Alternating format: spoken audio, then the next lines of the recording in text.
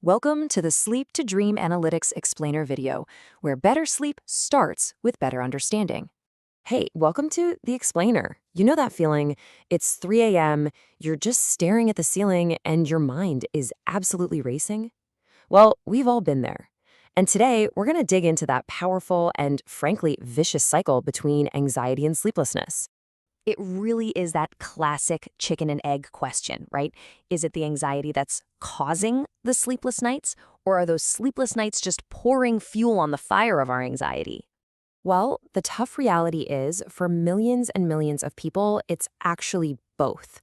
They just feed into each other in this relentless, exhausting loop. So let's break down the actual science behind this cycle. Let's figure out what's really going on inside our brains when they just refuse to switch off. All right, first things first, let's just get a sense of the sheer scale of this problem. I think you might be surprised to find out just how many people are right there with you, lying awake at night. Just wrap your head around this number for a second. Almost 29% of adults will deal with an anxiety disorder at some point in their lives. That's more than 1 out of every 4 people. It's huge. And here is the crucial link, right? These two problems, they almost always show up together, hand in hand. Now, yeah, sometimes insomnia can come first, but it's way more common for sleep problems to kick in right when an anxiety disorder starts to take hold. It's like one is a signal that the other is on its way. So, okay, what's really going on here at a biological level? I mean, deep inside the brain, why does an anxious mind just refuse to power down for the night? Well, here's a really simple way to think about it. Both anxiety and insomnia basically put your brain into a state of, well, hyperarousal. Imagine your brain's alarm system, the thing that's supposed to keep you safe from danger. Imagine it just gets stuck in the on position. It's just blaring, even when you're tucked in bed and trying to rest. Okay, so here's exactly how that chain reaction works. It all starts with just one anxious thought. That thought triggers the amygdala, that's kind of the fear center of your brain. And boom, that flips the switch on your body's arousal systems, which then floods your brain with all these wake-up signals. And the result? Yeah, sleep is pretty much off the table. Okay, let's shift gears and look at a really jarring example of this whole process, the nocturnal panic attack. And we're not just talking about having a hard time falling asleep here. This is about being violently jolted awake by pure, unadulterated terror. And believe it or not, this is way more common than you'd think. Research shows that up to half of all people with panic disorder say they've had one of these attacks in their sleep. They're just ripped from sleep by the exact same physical symptoms as a daytime attack. We're talking a pounding heart, fighting for breath, and just this overwhelming feeling of absolute dread. Now, it is absolutely crucial to understand that this is not a nightmare. A nightmare, it happens during REM sleep. That's our dreaming stage, and it has a story, a plot. A nocturnal panic attack is totally different. It's a purely physical event. It hits you during non-dreaming sleep, so there's no story at all. It's just a sudden, terrifying physical awakening. All right, so that covers panic, but what about that other kind of anxiety? The one that isn't a sudden, sharp attack, but more of a constant, low-level hum of worry in the background? Well, that's where generalized anxiety disorder, or GAD, comes into the picture. So GAD is all about this excessive, uncontrollable worry about just everyday stuff. It's not focused on one specific fear. It's more like this free-floating anxiety that just grabs onto whatever it can.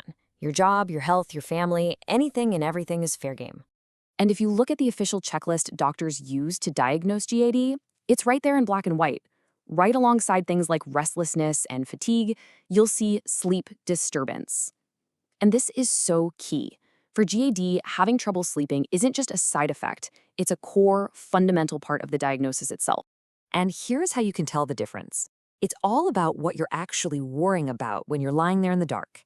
If you have primary insomnia, you're mostly worried about sleep itself. Why can't I sleep? But with GAD, bedtime becomes the main stage for all your other worries. All those daytime fears about work or money or your health, they just get louder and louder. Okay, now we need to turn to what is probably the most severe, most profound way that anxiety can disrupt sleep. And that's what happens with post-traumatic stress disorder, or PTSD. This quote from the research, it just hits you. It really captures how severe this is. We're not talking about a bad week of sleep. We're talking about a chronic, debilitating condition that can go on for years, even decades. It fundamentally changes a person's ability to ever feel safe enough to just rest. See, at its very core, PTSD is about the past relentlessly invading the present. The trauma isn't just a bad memory you look back on. It's an event that you are constantly re-experiencing through flashbacks, through intrusive thoughts, and, so critically, through your sleep. For someone with PTSD, sleep just becomes a battleground. It's not a place of rest. You have these recurring, distressing nightmares tied to the trauma. You're in a state of hypervigilance where you can literally never relax. You have a heightened startle response. The simple act of closing your eyes can feel incredibly dangerous. And this brings us to another fascinating distinction. Remember how we said nocturnal panic attacks happen in non-dreaming sleep?